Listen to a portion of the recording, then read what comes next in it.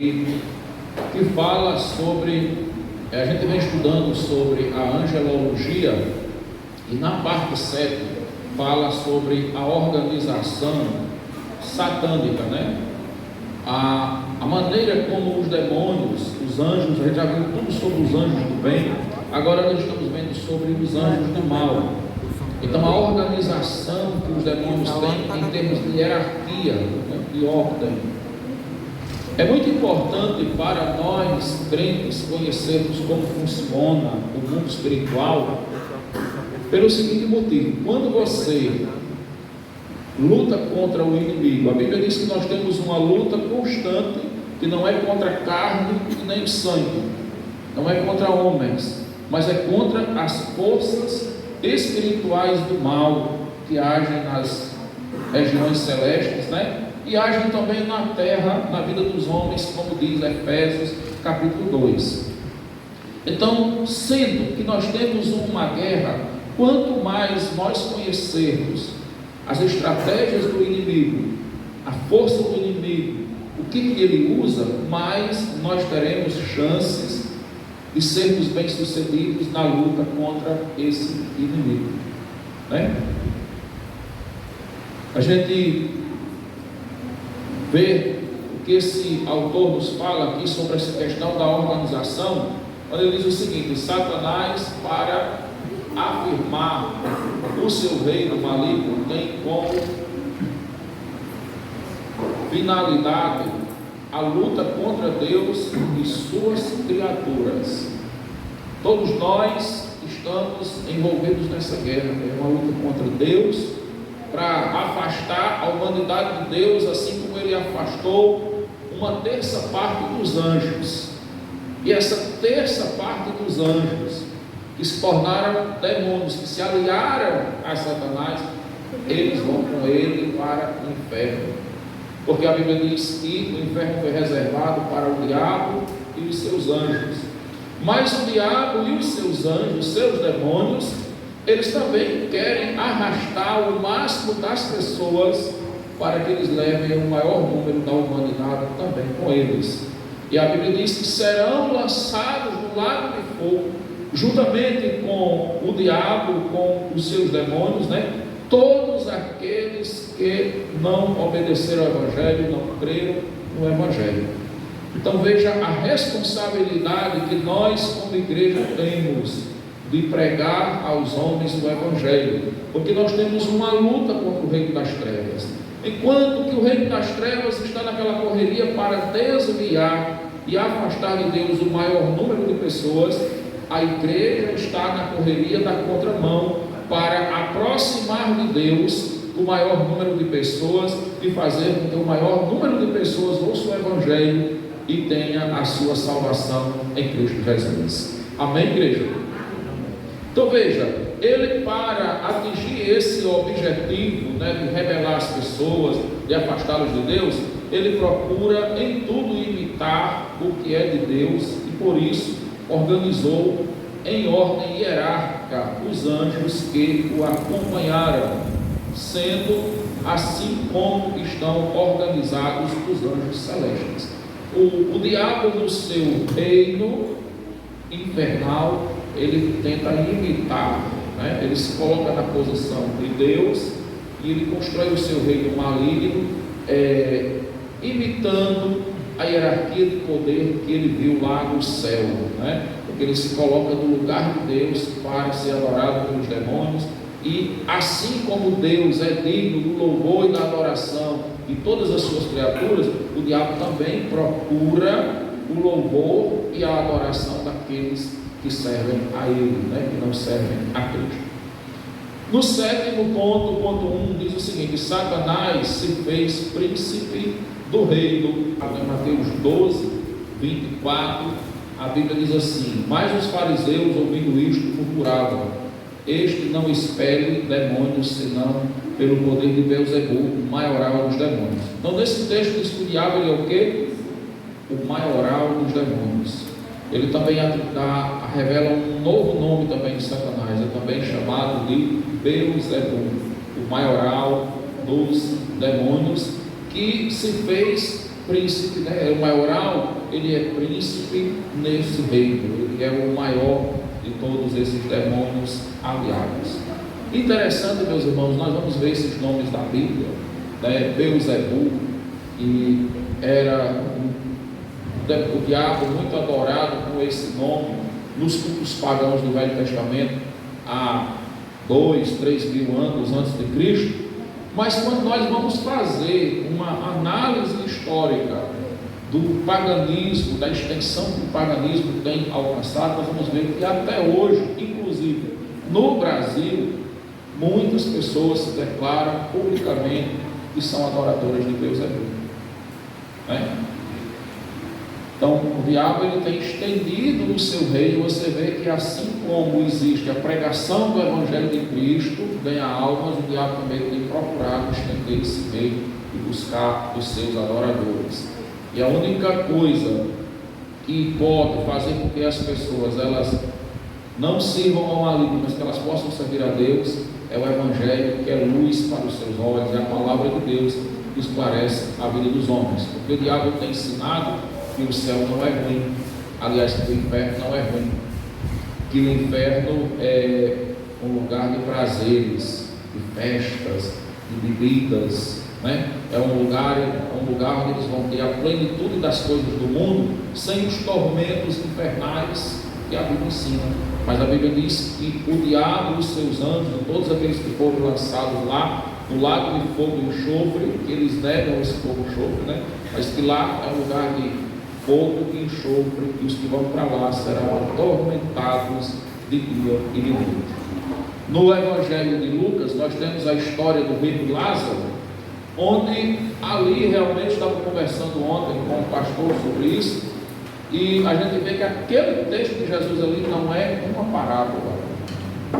Aquele texto ali é uma história real. Jesus contou para os seus discípulos e para a igreja um fato que ele, como Deus, sabe que aconteceu. E a pessoa que vai sendo comigo destacando, olha, nas parábolas, Jesus não usava nome de pessoas. Nas parábolas, Jesus dizia assim, um semeador, um homem saiu, então sempre a pessoa ficava não identificada, né? Uma mulher perdeu uma dracma, um homem lá tinha 100 ovelhas, mas não identificava. A passagem do rico e Lázaro é a única onde Jesus identifica as duas pessoas que aparecem ali no texto. E ele vai mostrar um discurso do rico que não foi salvo ali, e não era por ser rico, né? Onde ele vai descrever com detalhes os tormentos que ele estava vivendo no inferno. O rico levantou os olhos e viu de longe Abraão e Lázaro no seu seio. E ele vai clamar e dizer, Pai Abraão, tenha misericórdia de mim e mande que Lázaro molhe a ponta do dedo em água e me refresque a língua, porque eu estou atormentado nestas chamas. Então nós vemos o que? Uma alma condenada ao inferno, descrevendo o que ele sentia no inferno, que ele vivia.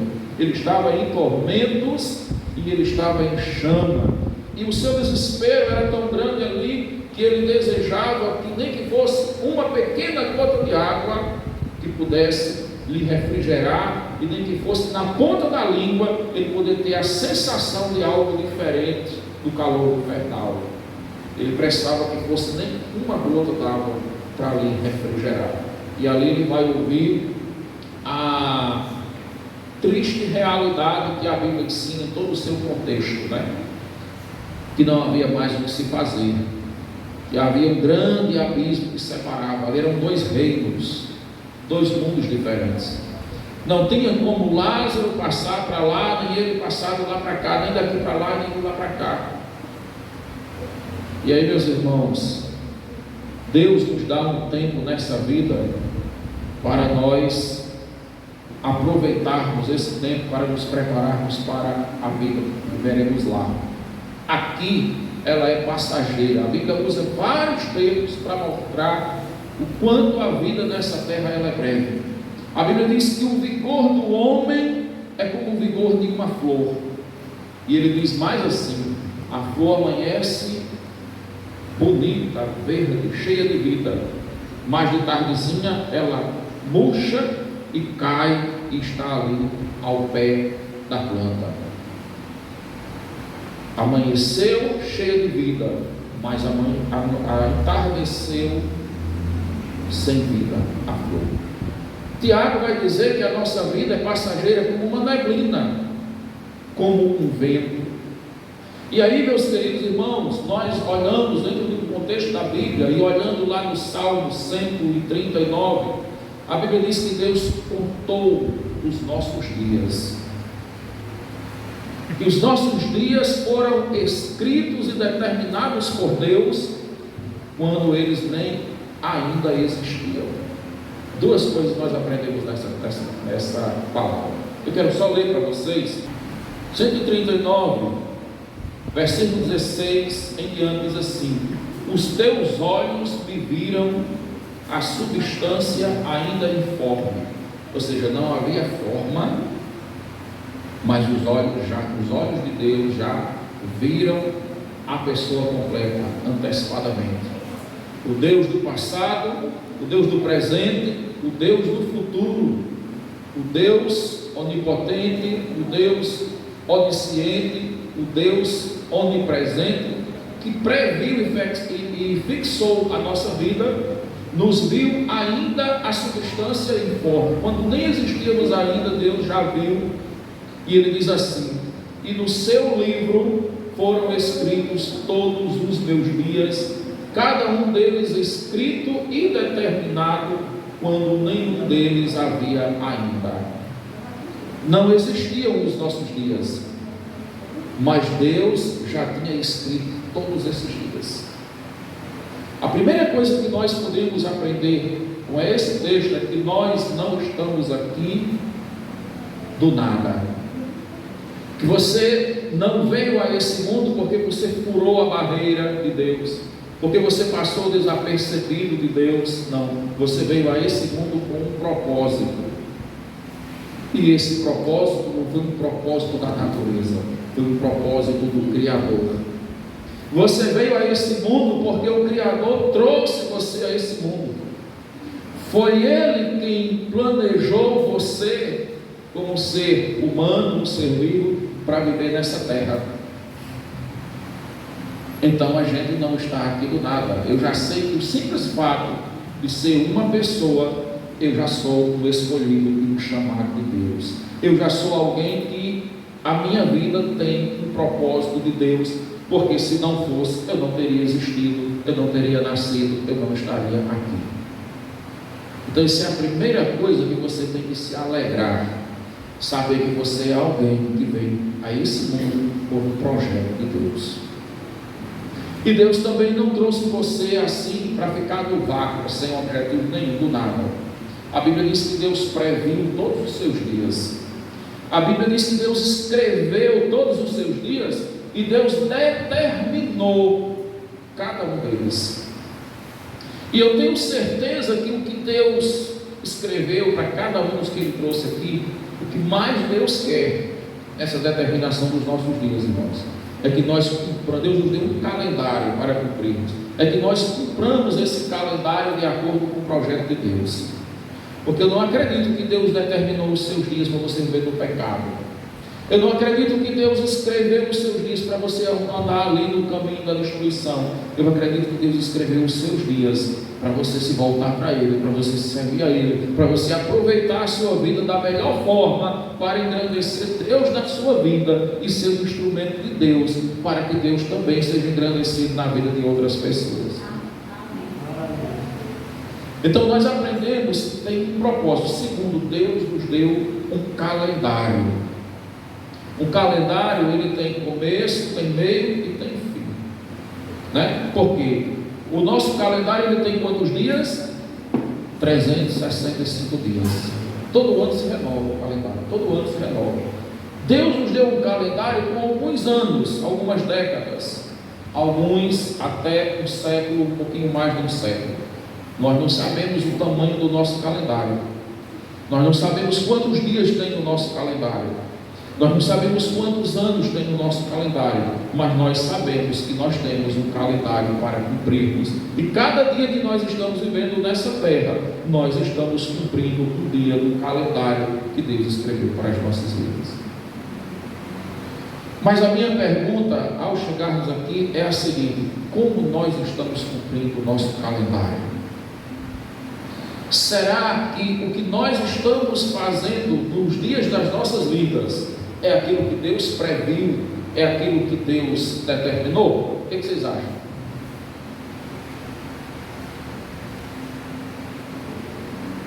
Ou vocês acham que Deus previu algo e nós podemos fazer diferente? É importante pensar nisso. Porque se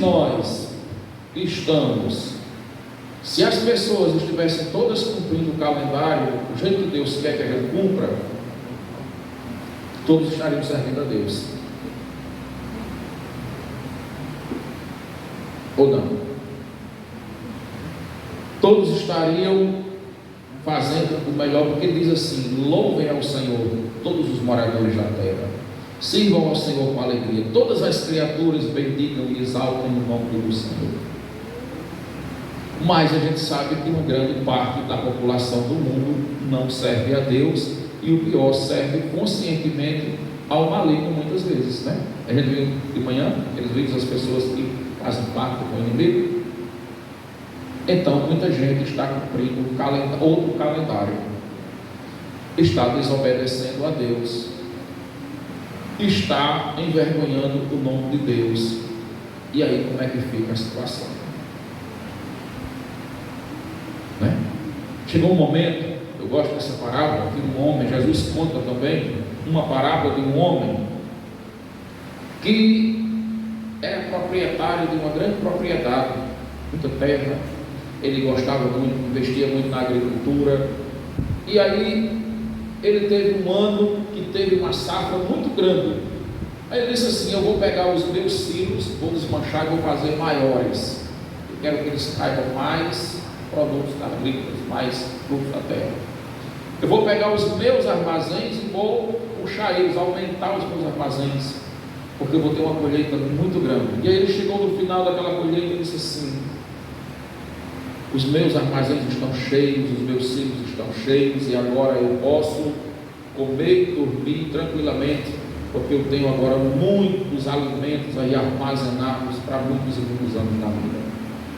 Aí Jesus, para nos fazer refletir sobre essa questão da brevidade da vida, né? Que a vida aqui, que a gente está cumprindo um calendário que a gente não sabe o fim dele. Jesus chega e faz a seguinte pergunta: louco, hoje te pedirão a tua vida, e o que você fez, para quem servirá?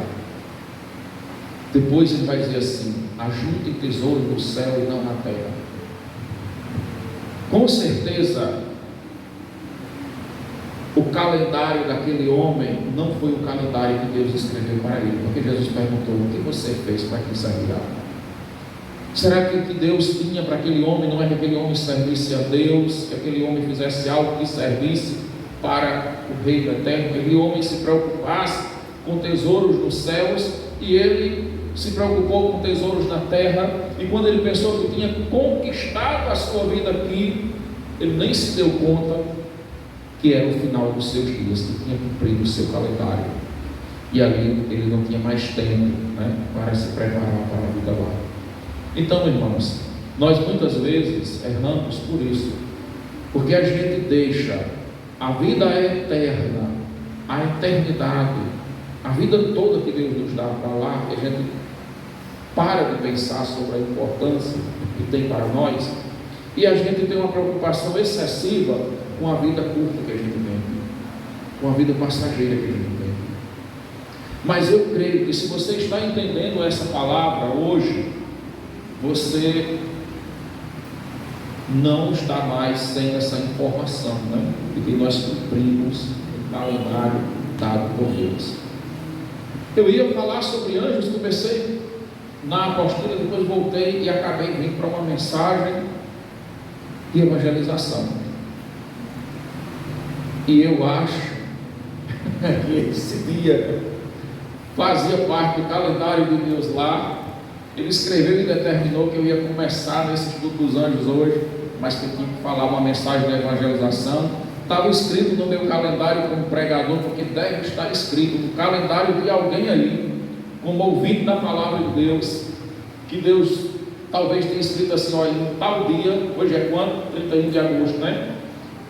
Disse para alguém de vocês aí: eu vou fazer com que um pregador lá comece falando em outro assunto, mas ele vai ter que vir para cá para falar desse assunto, porque eu quero que você escute o Evangelho da Salvação. Então tem algo de Deus para você nesta noite, né? Tem algo do Senhor nesta noite. Deus escreveu e Deus determinou os nossos dias. Deus nos prefixou antes que ele nenhum deles ainda existisse.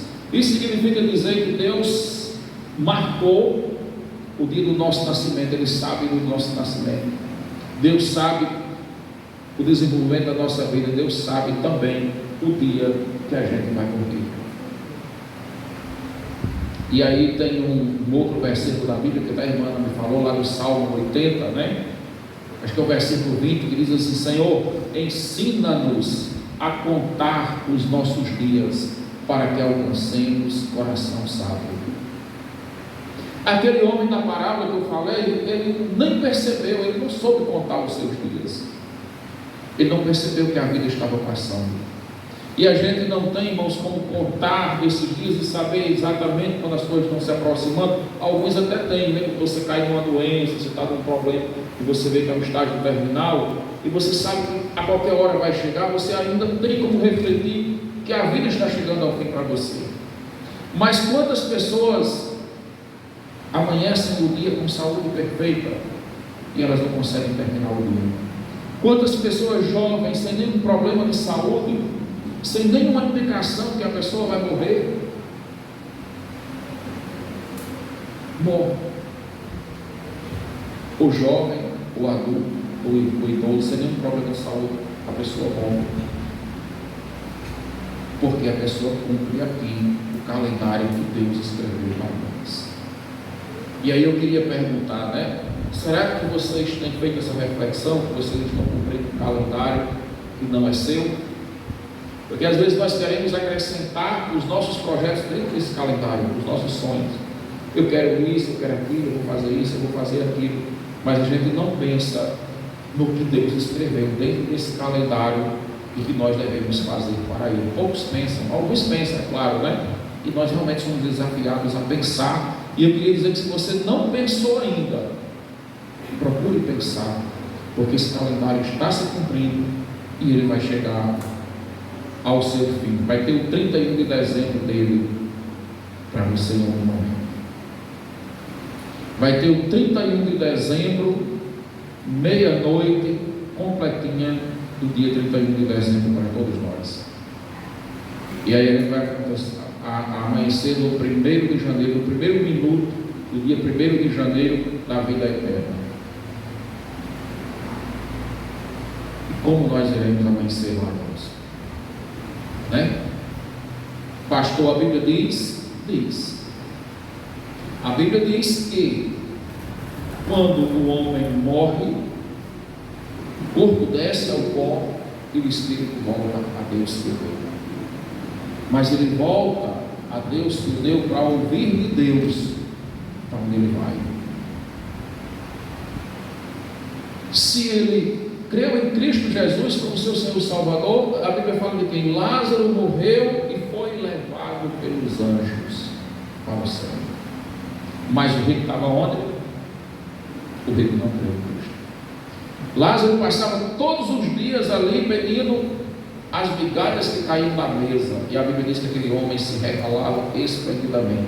Por quê? Porque ele confiava nos seus bens, ele confiava na vida material, ele não pensou que o calendário dele ia se cumprir, não pensou que ele tinha um calendário, né? Ele pensava que o calendário era esse que a gente tem aqui, termina o ano, termina 2025, próximo 2026, está sempre se renovando, mas ele não pensou no calendário da vida espiritual. E muita gente não pensa nesse calendário, mas eu queria desafiar você hoje a pensar nele. Por quê? porque nós podemos viver esse calendário da forma mais maravilhosa aqui na terra, de uma forma bem melhor, e nós podemos viver de uma forma muito incomparavelmente melhor, indizível, podemos dizer assim, de tanta glória, quando o Senhor nos chamar do 31 de dezembro da nossa vida espiritual, né? Ele diz aqui no versículo 23: sonda-me, ó Deus, e conhece o meu coração, prova-me e conhece os meus caminhos, vê se há em mim algum caminho mau e guia-me pelo caminho eterno.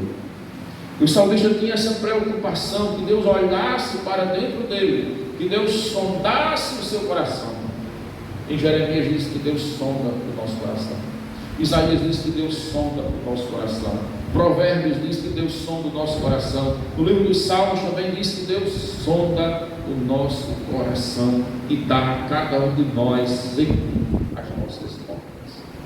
Deus conhece se há em nós algum caminho mau, conhece todos os nossos caminhos, mas em Jeremias a Bíblia diz que nós devemos abandonar os caminhos do pecado, abandonar os maus caminhos, nos convertermos e virmos para Deus, para que nós tenhamos os caminhos eternos aplanados pelo Senhor nas nossas vidas.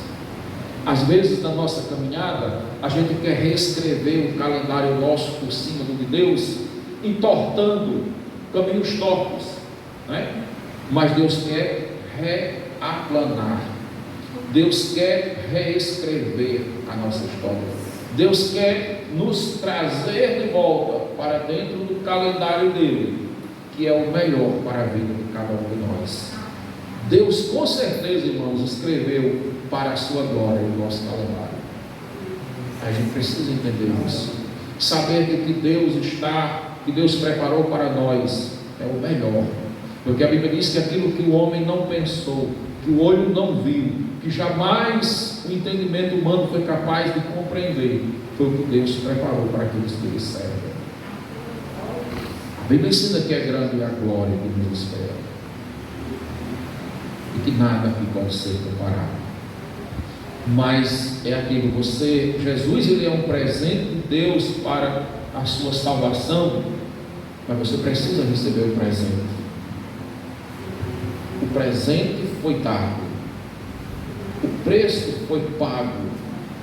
Deus está oferecendo o presente de graça para você. Mas o que acontece se alguém comprar um presente para você, foi entregar o presente e você disser assim: eu não quero receber esse presente? Você não vai desfrutar do presente. O presente foi comprado para você, mas ele não vai ser seu. Para que você vivencie, desfrute do presente, você precisa receber aquele presente com gratidão. Então muitas vezes nós não conseguimos vivenciar o melhor de Deus para nós, porque o nosso coração se fecha para receber o que Deus tem nos oferecido. Nós precisamos crer em Cristo e recebê-lo como Senhor e como Salvador das nossas vidas, e assim nós podemos então ter, essa glória de Deus reservada para nós. O versículo 17, o salmista aí faz uma exclamação aí, depois de dizer que os seus dias foram escritos pelo Senhor, foram determinados, ele diz assim: que preciosos para mim, ó Deus, são os teus pensamentos. Ele exclama de forma com gratidão, Como são preciosos para mim. Tem outro versículo que diz assim: como é bom, tal conhecimento é importante demais para mim. Versículo 6: saber que Deus nos conhece quando nós nos deitamos, quando nós nos levantamos, que Ele sabe tudo da nossa vida. Versículo 5 diz que Deus nos cerca por detrás e por diante, e sobre nós Ele põe a mão, a proteção de Deus. Deus nos guarda, Então, o versículo 3 diz que Deus esquadrinha o nosso andar e o nosso deitar. que Deus conhece todos os nossos caminhos. Ou seja, Deus sabe se nós estamos dia a dia andando como Ele previu e fixou, ou se nós estamos andando de forma diferente. E Ele diz no versículo de número 6: tal conhecimento é maravilhoso demais para mim, é sobre modo elevado, não o posso atingir. Saber que Deus preparou tudo para nós, que Deus escreveu da forma melhor, que Deus nos protege, nos cercando por trás e por diante, que Deus põe a sua mão sobre nossas vidas, que Deus cuida de nós, que Deus está envolvido com a nossa vida, é um conhecimento precioso demais. Como isso nos traz paz, como isso nos traz segurança, e como é diferente a vida de uma pessoa que não tem a esperança da proteção de Deus, que não sabe que Deus a ama, que Deus a criou, que Deus está com ela. Como é diferente o emocional e o espiritual da pessoa que não tem esperança de vida nenhuma. Mas o salmista estava dizendo: eu saber disso, eu conhecer que Deus me conhece, eu saber que Deus me conhece, que Deus sabe o meu interior, que Deus sabe da substância ainda informe, aquilo que me deu origem, né? Deus conhece cada célula, Deus conhece cada tecido do nosso corpo, Deus conhece os órgãos do nosso corpo, Deus conhece Ele tem um exame, um raio-x completo da saúde e da vida física e da vida espiritual, porque Deus nos vê por dentro e Deus nos vê por fora, e Deus vê aquilo que o homem não vê. Nós estamos nas mãos de Deus. Então, se a nossa vida, que foi criada por Ele, está nas mãos dele, Deus tem o direito de dizer para nós que o melhor caminho para a gente ter uma vida melhor nessa terra e uma esperança de vida futura é Cristo Jesus, que Ele preparou para nós. Ele é digno, como Paulo diz assim: fiel é esta palavra e digna de inteira aceitação. Não temos por que duvidar do que o Senhor nos oferece. Nós temos é que crer em Cristo e recebê-lo nas nossas vidas. Amém? Que o Senhor nos agracie, né? Que o Senhor nos abençoe.